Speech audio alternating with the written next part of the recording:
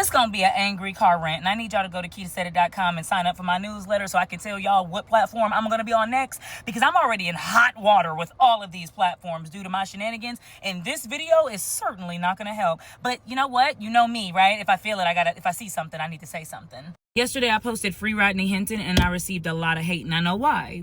Why would you want a man that unalived a police officer, a random police officer, an innocent police officer, free? Don't know who Rodney Hinton is? He's a Cincinnati father that unalived a police officer the day after his son was shot and killed by police. Now, the officer that Rodney unalived was a random officer. He had nothing to do with anything. He is not the officer that shot and killed Rodney's son. That officer was innocent, and I would never promote, encourage, incite violence, especially not towards innocent people, ever. But see, that's what I want to talk about, innocence. Because whenever we hear that a black kid or a black man is shot by the hands of the police, there's always a question of innocence.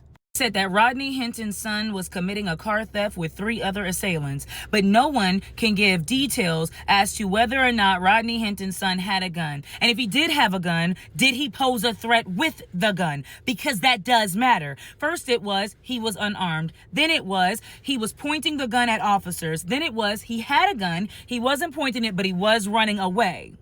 Then it was they couldn't find the gun on the person, but there was a gun at the crime scene. Which one was it? And yes, it does matter. I'll just look at the body cam footage because that'll tell us what happened. Except for the body cam footage was blurry, they say. How convenient. Having a gun isn't a crime. Car theft is a crime, but the punishment usually for car theft isn't being murdered on the street. That after Rodney Hinton saw the body cam footage, saw his son being killed, he was so distraught he couldn't even speak, he couldn't even drive. Family members had to drive him home. The police said he had a distraught state of mind. To me, that means that man had a mental break. Everyone pointed out how the officer was innocent, and absolutely he was. But Rodney Hinton's son wasn't guilty. He wasn't guilty. Rodney Hinton's son was innocent until proven guilty, but he didn't get his due process.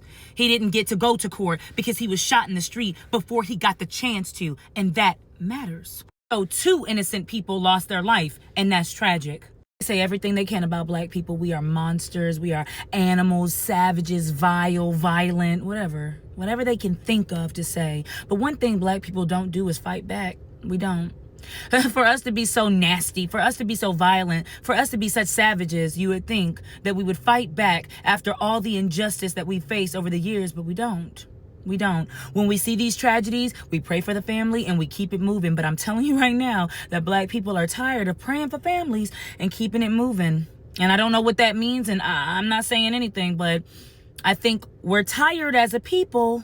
Rodney's son posed a threat, then he absolutely deserved what he got.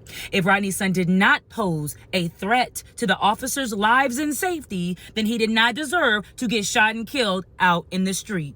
In 2025, we saw a white lady call a black kid an N-word and gain hundreds of thousands of dollars and a massive amount of support. In 2025, a white lady got on Piers Morgan and said, I say the N-word all the time. In fact, I love saying it, and I don't want to live around blacks because of how they are. Loud, proud, and happily. And we are tired. We are tired of hearing about black men, women, and children being shot and killed in the streets rather than arrested and given due process. We are tired. I misspoke when I said free him. I don't think that he should be free. I think he should go to a psychiatric facility and be checked out by a doctor. This black man had a mental break, and he had never had any violent or any crimes on his record prior. That does matter.